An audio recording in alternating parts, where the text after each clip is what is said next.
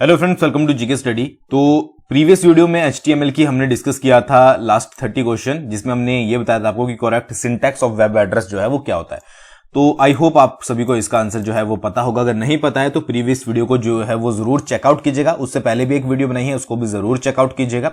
ठीक है, आज आगे बढ़ते हैं और 15 क्वेश्चन और डिस्कस करेंगे, प्लस आपकी 50 जो है वो वन लाइनर यानी कि जो आपकी फुल फॉर्म होती है उसको हम यहां पर डिस्कस करेंगे, ताकि एक तरह से आपकी जो है वो रिवीजन हो जाए। तो सबसे पहला क्वेश्चन है, which tag is use to create a drop down in HTML form. ठीक है, कौन सा टैग इनमें से यूज किया जाता है अगर आपको जो है वो HTML फॉर्म में एक ड्रॉप डाउन आपको क्रिएट करना है। ड्रॉप डाउन क्या होता है उसके बारे में भी यहां पर हम बात करेंगे।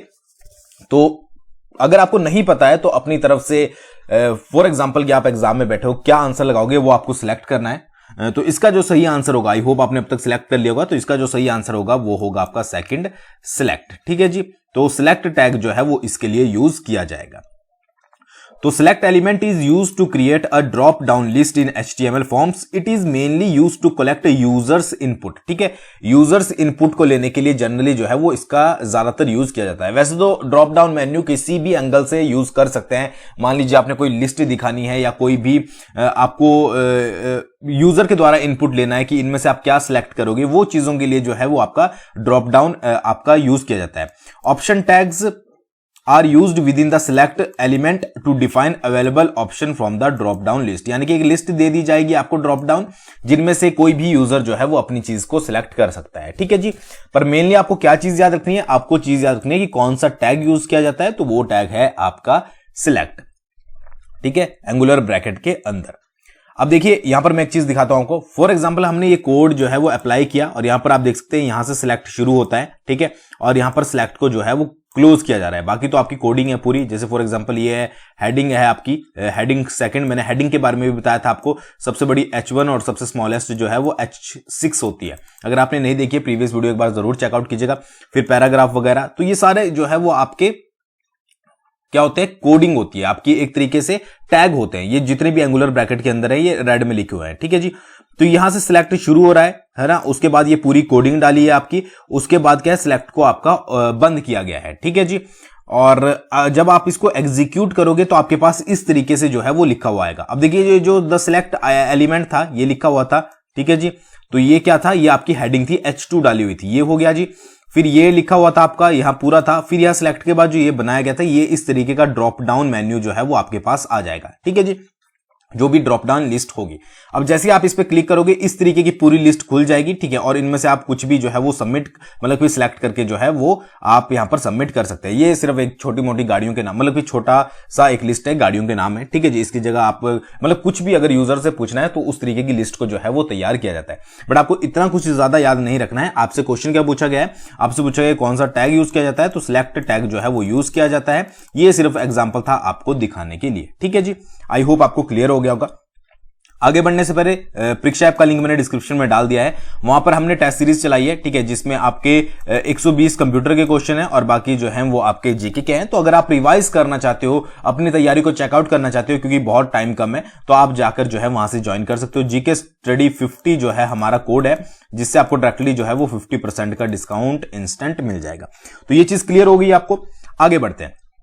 अगला क्वेश्चन है, which tag is use to create a numbered list in HTML। ठीक है जी, नंबर्ड लिस्ट अगर HTML में आपने क्रिएट करनी है तो उसका सही जो आपका टैग होगा वो क्या होगा। 4 आपके पास ऑप्शन दिए गए हैं। अब अगर मैं नंबर लिस्ट को ये बोलूं कि नंबर लिस्ट को ऑर्डर्ड लिस्ट भी बोला जा सकता है। ठीक है, तो आप इसका भी जो है वो आसानी से फाइंड आउट कर लोगे। तो फर्स्ट आंसर जो है वो इसका सही होगा, OL से ऑर्डर्ड लिस्ट। ठीक है जी, OL tag is used to create the number list or ordered list item in HTML document. An ordered list can be numerical or alphabetical order. ठीक है, जो ordered list होती है आपकी, वो आपकी एक तो न्यूमेरिकल भी हो सकती है। ठीक है, अल्फाबेटिकली भी हो सकती है। ठीक है, किसी भी तरीके की हो सकती है, बट वो क्या होगी, आपकी ऑर्डर्ड लिस्ट होगी या फिर एक नंबर लिस्ट होगी। ठीक है जी, तो ये किससे होगी, एंगुलर ब्रैकेट के अंदर आपका OL। ठीक है जी, li tag is use to define each item list. li tag किस लिए यूज किया जाता है, li यूज किया जाता है आपका ईच आइटम को जो है वो डिफाइन करने के लिए। फॉर एग्जांपल यहां पर आपका जो है वो पेन है, ठीक है, तो पेन किसके अंदर आएगा, आपका LI आपके टैग के अंदर आएगा, ठीक है जी, फिर LI क्लोज्ड। तो मतलब कि हर एक आइटम को, फिर आपका पेन है,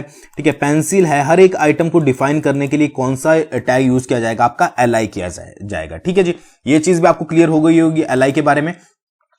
और क्या बोलते, ये हो गया। फिर सिंटैक्स जैसे OL ऑर्डर्ड लिस्ट आइटम और OL क्लोज, ठीक है, तो इस तरीके से जो है हम इसको एग्जीक्यूट करेंगे।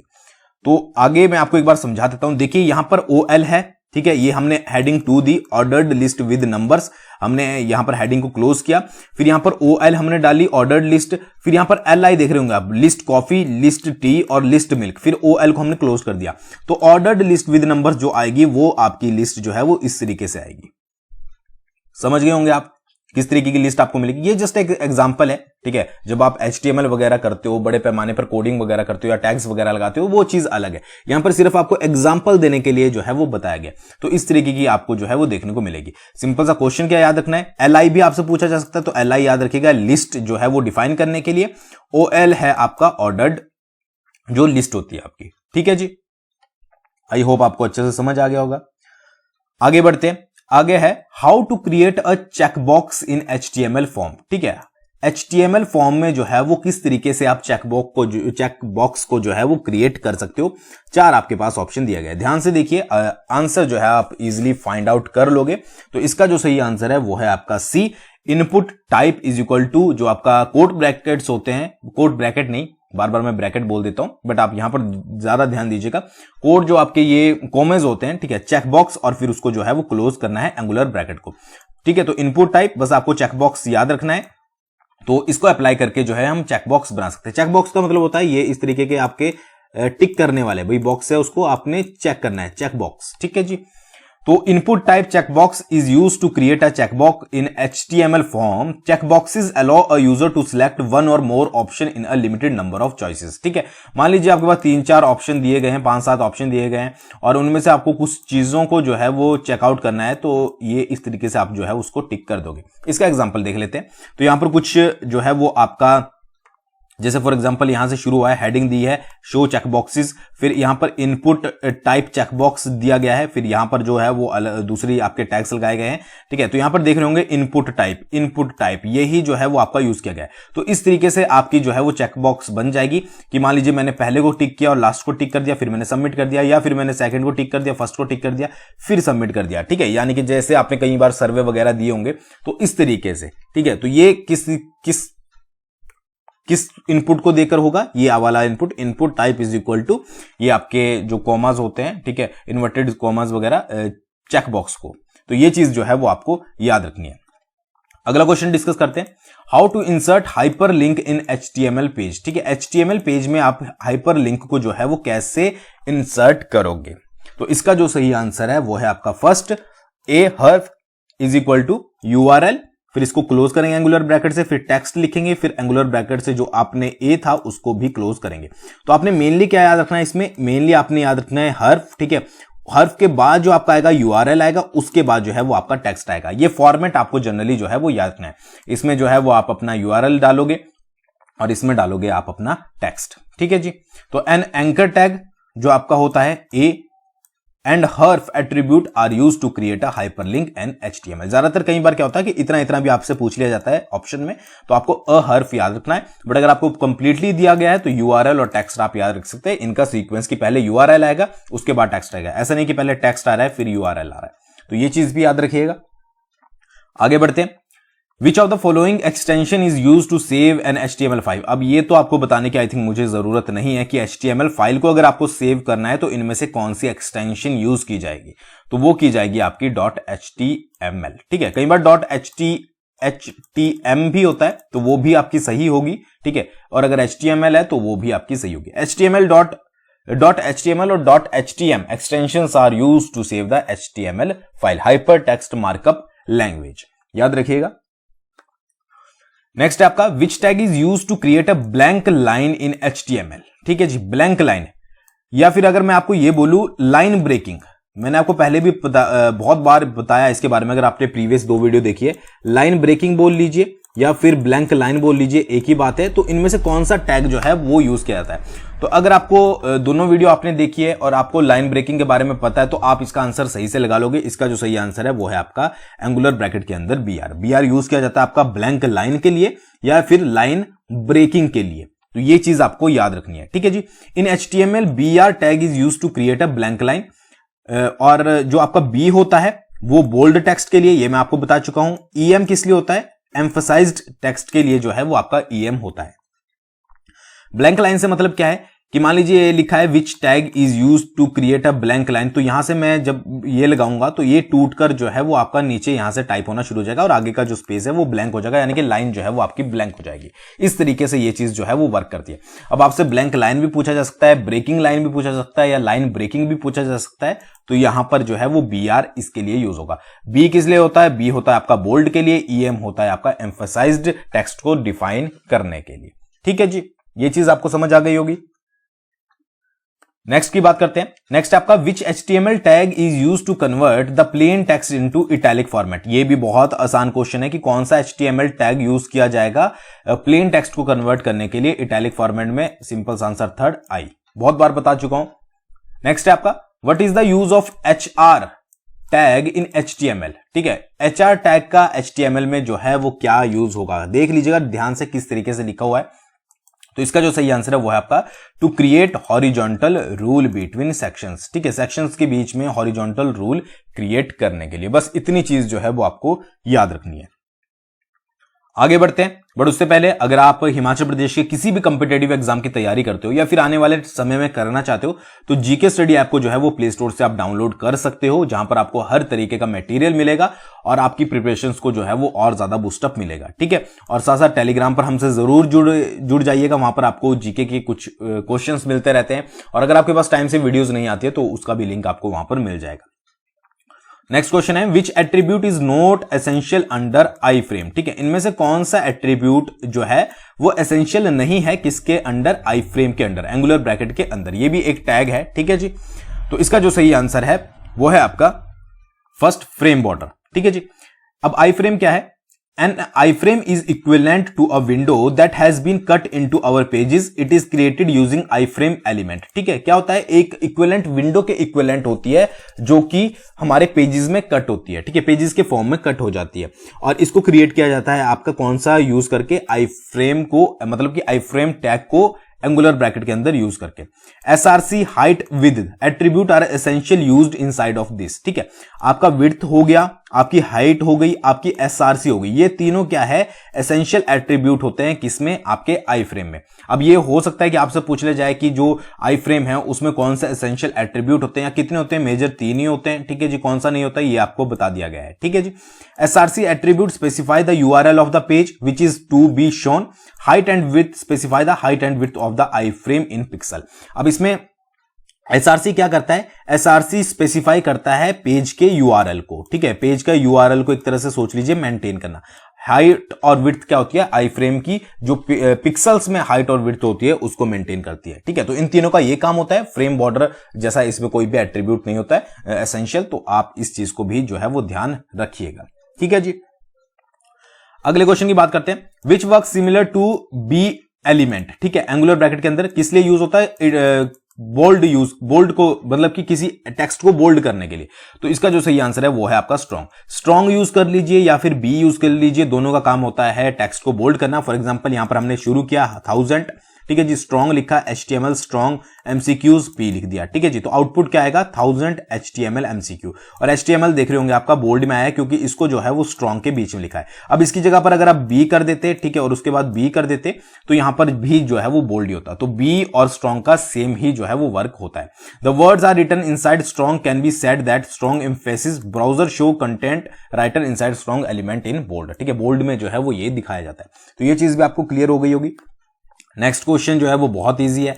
विच tag is use to underline the text in HTML? कौन सा जो है वो यूज किया जाता है? तो यू जो है वो यू से अंडरलाइन करने के लिए किसी भी टेक्स्ट को, सिलेक्टेड टेक्स्ट को आपका HTML में यू आपका यूज किया जाता है, ठीक है जी। In HTML underline tag is use to display the underline text. HTML stands for, जैसे कि आप अगर ये करोगे HTML स्टैंड्स फॉर और उसके बाद ये आपका इस टैग के अंदर जो है वो हाइपरटेक्स्ट मार्कअप लैंग्वेज लिखोगे तो जो आउटपुट आएगी वो आपकी अंडरलाइन आएगी।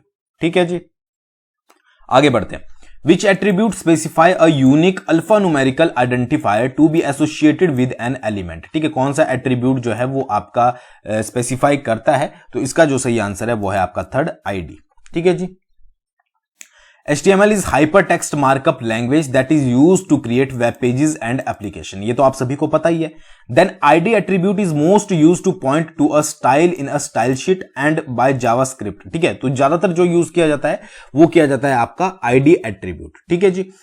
To manipulate the element which the specify ID. Class is a name given the HTML element that can be used by CSS and JavaScript. ठीक है, तो ये इतना ज़्यादा आपको डिटेल में जाने की जरूरत नहीं है। ठीक है, आपको सिंपल सा क्वेश्चन याद रखना है बस कि आपका जो स्पेसिफाई अ यूनिक अल्फान्यूमेरिकल आइडेंटिफाई को स्पेसिफाई करता है वो है आपका ID, अगर क्वेश्चन डायरेक्टली आ जाता है। नेक्स्ट आपका which of the following is an HTML specification use to add more information to HTML tags. ठीक है जी, कौन सी जो है इसमें HTML की स्पेसिफिकेशन है जो कि यूज की जाती है HTML टैग्स में मोर इन्फॉर्मेशन को जो है वो ऐड करने के लिए? तो इसका जो सही आंसर है वो है आपका फोर्थ, माइक्रो डेटा। ठीक है जी। The micro data specifications provide a standardised syntax for additional semantic markup to your web pages to enhance the machine readability. ठीक है जी, वेब पेजेस की जो मशीन रीडेबिलिटी होती है उसको इनहांस करने के लिए, तो ये याद रखिएगा। जो आपकी मैक्रो डेटा होती है और मॉडिफाइड डेटा होती है, ये टर्म्स जो है वो HTML5 से रिलेटेड नहीं है।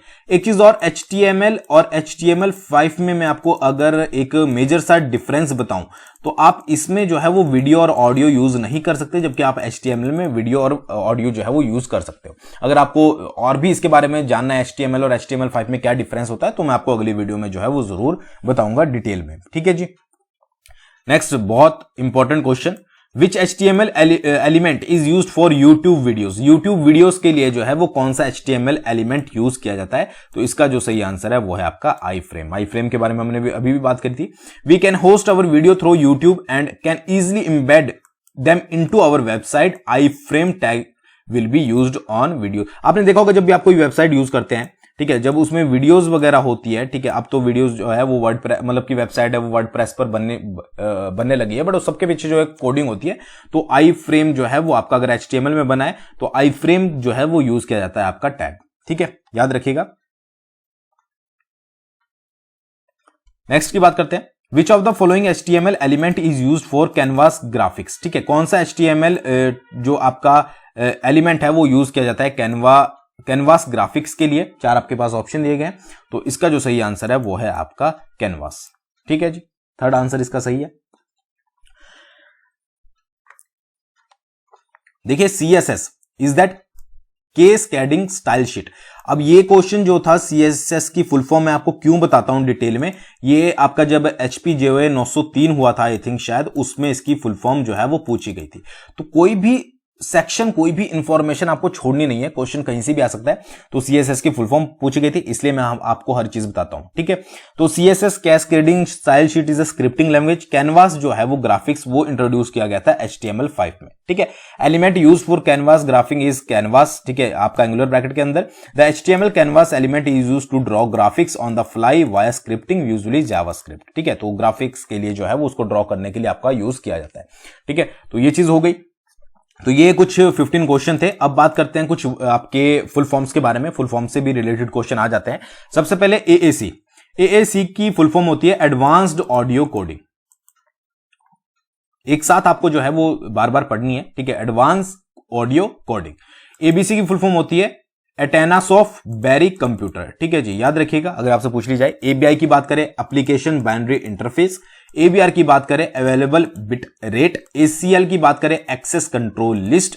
ACPI ये याद रखिएगा advance configuration and power interface. AD की बात करें एक्टिव डायरेक्टरी। ADC की बात करें एप्पल डिस्प्ले कनेक्टर। ADC की दोबारा बात करें एनालॉग टू डिजिटल कन्वर्टर। ठीक है, तो ADC दोनों हो गई, दोनों को आपको जो है वो याद रखना है। ADSL symmetric asset asymmetric digital subscriber line. ठीक है, कई बार DSL की भी पूछ ली जाती है सिंपल, तो डिजिटल सब्सक्राइबर लाइन। DSL की asymmetric digital subscriber line. AGP की एक्सेलरेटेड ग्राफिक्स पोर्ट AHA की एक्सेलरेटेड हब आर्किटेक्चर, AI की पता ही है आर्टिफिशियल इंटेलिजेंस, AIFF की audio interchange file format, AIX की आपकी एडवांस इंटरएक्टिव एग्जीक्यूटिव, AJAX की, ठीक है, synchronous JavaScript and XML, ALGOL की एल्गोरिथमिक लैंग्वेज, ये आपको पता ही है, ये इंपॉर्टेंट है, ALI की ऑटोमेटिक लोकेशन इंडिकेटर, ALI जिसमें स्मॉल आई होता है, एसर लैबोरेटरीज इनकॉर्पोरेट, ऑल्ट की अल्टरनेट होती है, ठीक है, ये याद रखिएगा। नेक्स्ट है आपकी ALU arithmetic logical unit, AM की होती है एम्पलीट्यूड मॉड्यूलेशन, AMD की होती है एडवांस माइक्रो डिवाइसेस, AMP की होती है एक्सेलरेटेड मोबाइल पेजेस, ठीक है, AMR की होती है ऑडियो मॉडेम राइजर, और AMR एक दूसरा भी होता है एडेप्टिव मल्टी रेट, ठीक है, तो ये दोनों भी आपको याद रखनी है। AMR WB की होती है adaptive multi rate wild band, ANSI की होती है American national standards institute, APC की होती है एडवांस पर्सनल कंप्यूटर, और APCI की होती है application layer protocol control information, ठीक है जी। नेक्स्ट API की बात करें, एप्लीकेशन प्रोग्रामिंग इंटरफेस, ठीक है जी, जैसे कि API अब ये हम कंप्यूटर की फॉर्म में पढ़ रहे हैं, अगर आप फार्मा की फॉर्म में API देखोगे तो एक्टिव फार्मास्यूटिकल इंग्रेडिएंट, तो जो फुल फॉर्म होती है वो डिफरेंट सारी जगह पर होती है। कई बार क्या होता है कि जब आप सर्च करते हो किसी फुल फॉर्म को तो आप डायरेक्टली API सर्च कर देते हो और कोई और फुल फॉर्म आ जाती है, ठीक है, तो उसके आगे जब भी आप सर्च करो तो आगे जरूर लिखें इन कंप्यूटर लैंग्वेज, ठीक है जी, या कंप्यूटर कुछ भी डाल दीजिए। API PA automatic private internet protocol addressing, ठीक है जी। APK होती है एंड्रॉइड एप्लीकेशन पैकेज, APM की होती है एप्लीकेशन परफॉर्मेंस मैनेजमेंट, APM की दोबारा एडवांस पावर मैनेजमेंट, दोनों आपकी सेम है, याद रखिएगा, मतलब कि इनकी जो है वो जो शॉर्ट फॉर्म है वो सेम है। APR की बात करें अपाचे पोर्टेबल रन टाइम, ठीक है, ARC की एडेप्टिव रिप्लेसमेंट कैशे या cache, ARP address resolution protocol, ARPANET, ठीक है, advance research project agency network, और ASCII American standard code for information interchange, ठीक है जी। ASAT की होती है automated security enhancement tool, ASF की होती है एडवांस सिस्टम्स फॉर्मेट, ASIC की होती है application specific integrated circuit, ASL की होती है एज सेक्स लोकेशन, ठीक है, ASL जनरली यूज किया जाता है आपका एज सेक्स और लोकेशन को मतलब उसकी इंफॉर्मेशन लेने के लिए। ASLR की एड्रेस स्पेस लेआउट रैंडमाइजेशन, और ASM की होती है एल्गोरिथमिक स्टेट मशीन, ASP की होती है एप्लीकेशन सर्विस प्रोवाइडर, ASP दोबारा से एक्टिव सर्वर पेजेस, और ASPI advance SCSI programming interface, और ASR की होती है ऑटोमेटेड स्पीच रिकॉग्निशन। तो ये कुछ 50 थी, इनको सिर्फ आपको एक बार नजर के नीचे से अच्छे से निकाल लेना है ताकि आपको कोई आने वाले टाइम अगर पूछी जाए तो दिक्कत ना पड़े। तो ये थी आज की वीडियो, आपको वीडियो कैसे लगी कमेंट करके जरूर बताइएगा।